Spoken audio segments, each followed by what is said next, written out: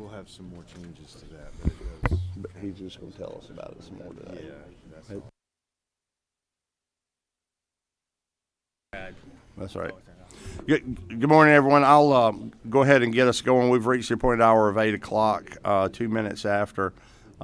We've seated members for a hearing. We have before us, now I'll call this meeting of the Sales Tax Subcommittee of the House Ways and Means Committee to order.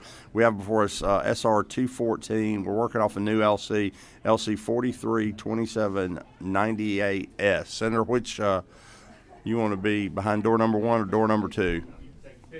Well, we're over there close to door number 2. Okay. Good morning. Good morning. Hope y'all are having a good day. It's always a good day when we can start it with you, Senator. It's hump day, and you got 2 weeks left. There you go. All right.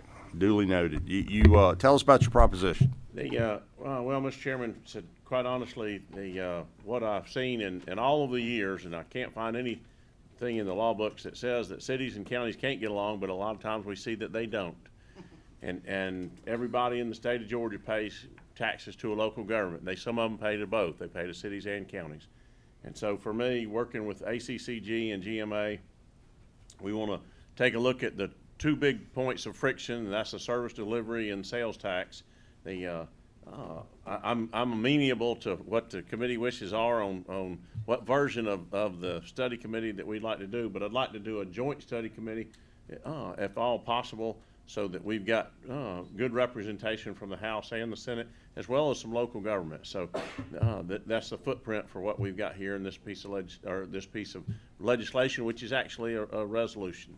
Thank you, Senator. While you're studying this, if this moves forward, if you could remind everybody in our counties and cities when they say we do something up here that they have to get money from the local people, if you could remind them that the state doesn't get any from outer space.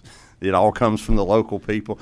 And I say that, a bit in jest, but in seriousness, that it is, like as you said, between cities and counties, it's a zero-sum game. The money's coming from the taxpayer, and you could throw the state in with that as well. So just keep us in mind. And I'll remind everybody at this time to silence their cell phones if they're in the meeting, including the chair. My apologies. I have the chairman of the committee would like to ask you a question. Chairman Blackman. Well, thank you. I just want to thank the chairman. We worked on some language and have met with GMA, and they have made some adjustments to what we have loaded up here, and I appreciate the fact that you're willing to work on this. We talked about whether to make it tax heavy and then start adding Ways and Means and Senate Finance into the mix, or to leave it generally as you proposed and focus a little bit more on service delivery and some of those negotiations. And I think that seems to be where GMA is comfortable, and I appreciate you being the author, willing to make those adjustments. So we should get this on out tomorrow out of full committee, but rather than take a vote on one of these that won't be the final resolution, I think incorporating some of the tax negotiations in with the service delivery negotiations will benefit the resolution and the study. That's great. Thank you. Thank you. Thank you. So you just either take it back up to full committee, Mr. Chairman, or have a brief subcommittee in front of full committee, whatever you We'll decide. probably just take it up at full, Yes, Mr. sir. Chairman, if that's amenable to you. That'd be great. And what time will your committee meet? We're up on adjournment, so 1 o'clock or up on adjournment tomorrow. Okay.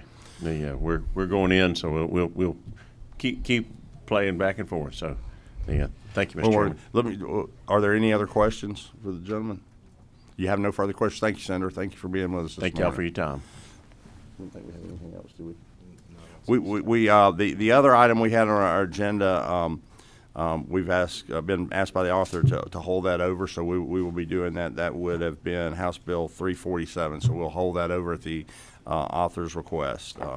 And with that, we'll adjourn the Sales Tax Subcommittee and move on to the Public Finance and Policy Committee, and I'll recognize number 7? Number 7, Chairman Stevens. If you'll operate, thank you so much. We'll call the committee to order. And Senator Hickman, if you'll take the front here, we should do this rather quickly. This being the second hearing and available for a vote. A quick summary.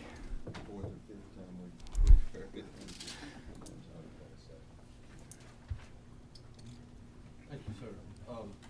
It's an honor to be with y'all this morning, and I appreciate the opportunity to Committee, Mr. Chairman. Thank y'all. Good morning, everybody. This is Senate Bill this is Senate Bill 127, and this is the oversight of destination marketing funded by lodging tax. And destination marketing organizations are typically in our communities called convention and business bureaus. That's basically what it is. The language of this bill was basically helped out by GMA, helped shape the language. This bill is both neutral by GMA and ACCG are neutral on the bill. Let me tell you a little bit about the bill.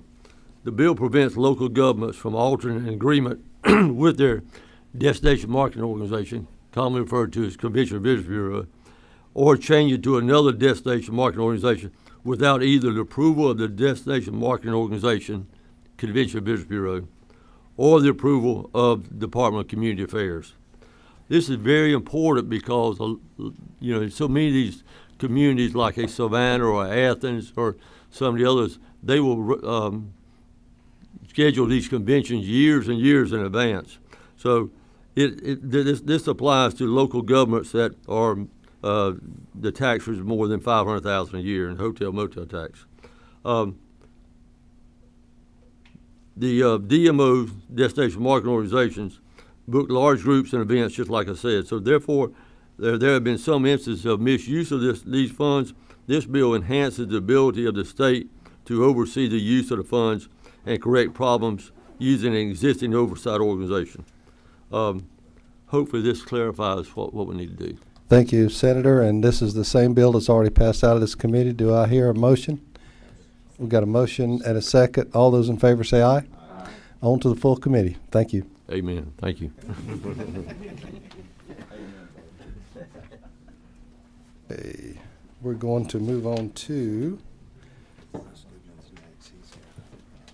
Senator Goodman.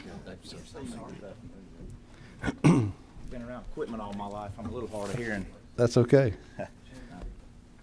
The substitute to Senate Bill 220 LC 550063S is what I have. Yes, sir. That is 100% correct. This bill is a policy proposal that's actually coming out of the Department of Agriculture's office. This is Commissioner Tyler Harper's bill, really, that I'm carrying for him, but it's the Senate Bill 220, the Georgia Farmland Conservation Act. So one of the things that I found out through researching this and learning about these PACE programs is in the state of Georgia, we've lost 20% of our farmland in the last 49 years. So in less than a generation, we've lost 20% of our farmland to development. We had 12.6 million acres in 1974, and today it's 9.9 million acres. These PACE programs, which are Purchase Agricultural Conservation Easement programs, 29 other states already have similar programs in place. And so in the state of Florida, for instance, they've been able to protect about 58,000 acres. In the state of North Carolina, 28,000 acres. Totally across the country through these programs, we've been able to protect agricultural land, 3.2 million acres. So this bill, what does this bill include? It includes the creation of the program. It includes the creation of the trust fund. It includes the creation of the council. They will annually select the properties that participate in the program. The intent of the bill is to establish a PACE program, 29 other states. This bill is modeled after programs established in Texas, North Carolina, Virginia, and Pennsylvania. A PACE program is a state-led initiative to partner with farmers who wish to protect the state's farmland for future generations. And so we're not asking for any appropriations in this. We're just simply trying to set up the framework for it. But the USDA every year allocates $450 million to these programs because there's a dollar-for-dollar federal match. So it can be, there are a lot of private funds that come into these, state and local as well, and for all of those funds there's a dollar match. So Georgia has not been getting our share of it. Let's put it that way. And basically, if this council that's going to set up, if a farmer wishes to sell his easement, it's in perpetuity, so it's forever. But he would sell basically this conservation easement. They can continue to farm it. Continue to, as long as, whatever, it could be dairy, whatever different farming practices they may be engaged in. But that's the purpose of the bill. Nate, do you mind, from Legislative Council, do you want to maybe just tell them, on the committee sub, you made a few little changes. I apologize, I'm not an attorney. So. That's- The substitute, it just adds some legislative findings, and it incorporates provisions of the Uniform Conservation Easement Act, which is already in the code. So it's just a few simple changes. Senator, yesterday I was a little, or the first time I heard the bill, I was a little bit apprehensive, and then we were hearing yesterday about Trail Ridge and the possibility of taking their property if they can't use that for mining, and this would actually fit perfectly in for their scenario to keep their property in perpetuity for farming. So it's all of a sudden I went from a no to a yes, sir. If I may also, I had some reservations about sort of a double dip on you're selling your rights and you're getting a better tax treatment than the fellow, if you will, the farmer next to you. The senator and I talked about that after, and I'm convinced he knows what he's telling me, that you can get the same rights in a CUVA, the same tax treatment in CUVA without selling these rights, so that you are getting, you're selling your rights in perpetuity, and you can be treated the same if you don't choose to go into perpetuity. So I appreciate the senator working to allay that concern, because I just didn't want to put people at a disadvantage that were not able to take advantage of this, and I believe that's what we found to be correct. Thank you. We has one senator, one of my colleagues, when I was in the well presenting the bill, got up and said, he asked, "Is it not true that if John Dutton would have had this conservation easement, a lot of people wouldn't have died?" And so anyway, a little bit of a moment of levity there, but yes, sir, we passed it out of the Senate with only 2 dissenting votes. So Nobody goes to the train station. that's exactly right. That's exactly right. Other questions of members? Yes, sir. And correct me if I'm wrong, every farm just can't do that. It has to meet a criteria, correct? Yeah, that's right. There's going to be of course, the council is going to grade these projects, and so it won't be any farm, and there won't be unlimited resources to do it either. But over time, it's kind of over time. I think that we can impact a significant amount of farmland. And being able to protect it, because the truth of the matter is the yield curve is not keeping up with the population curve. I know for the last 50 years, we've seen a lot of increases in yields, but those have really flatlined. But the population curve hasn't, and so being able to protect farmland is going to be crucial for the future of our children and grandchildren. So, Well put, Senator. Any other questions?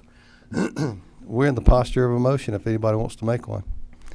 We got a motion do pass. Is there a second? We got a second. All those in favor say aye. All those opposed, and you move on unanimously tomorrow to the full committee. thank you all. Thank you, Appreciate Senator. Appreciate yes, the bill. sir. Thank you. One more.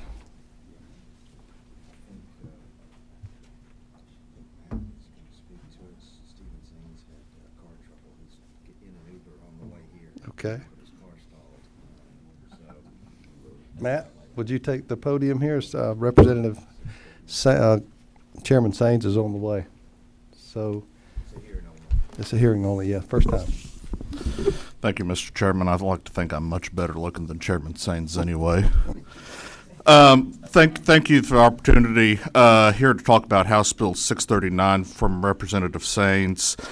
I believe that this is somewhat of a simple bill. What this does is it moves the property tax collection from the local governments to the Department of Revenue and allows the Department of Revenue to remit that property tax back to the local governments. The hope here is for private aircrafts. The hope here is that private aircrafts are difficult to assess the situs of because they're transient objects, able to take them up into the air, move them around.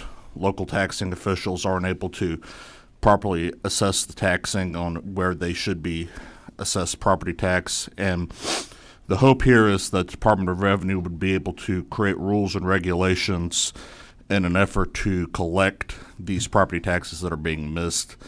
Conservatively, there's probably at least $10 million of property tax across the state that's not being collected due to the failure for the property tax to be assessed on these transient objects. And I'll take any questions if there are any. Members? Doctor? Definition of, or somewhere else in code that defines where this plane, which county this plane lives in, if it can park in several different ones? Is it already clear? I mean, they're going to have to remit it to a county. I'm just curious. I would assume, just like a lot of things are, well, some of our members' boats might be registered in Delaware or a state that doesn't have a tax. I didn't know, how hard is it to find out which county gets the money? I believe it's already in code, Representative, but I'll get you the exact code citation for you. Sounds like a good bill. Thank you. Other members? May Yes, I? sir. Yeah, I was just, it says it's defined as the chairman pointed out here in subsections A and B. They're just not, you hate it when they're not included in the bill because we're not changing A and B. But is it, do you believe it's where it lives on December 31st is where it's taxed? So my understanding, Mr. Chairman, is that it can be kind of decided two ways. One, I use the example talking to several folks. Say you live on St. Simon's, where Chairman Harold now is, and you have your private plane at St. Simon's. So if you say that your plane is in St. Simon's, the tax is due to Glenn County. Alternatively, you can live in St. Simon's, Glenn County, and have your plane hangared in Chairman Jasper's district in Pickens County. And then in that situation, the tax would be due to Pickens County since it's hangared there for most of the year. Gotcha, thank you. Other questions? This being a first hearing, thank you so much for coming, Matt. And anybody Thank you. from Thank you, GMA or Mr. ACCG want to weigh in? Then we're good to go, and this meeting shall be adjourned.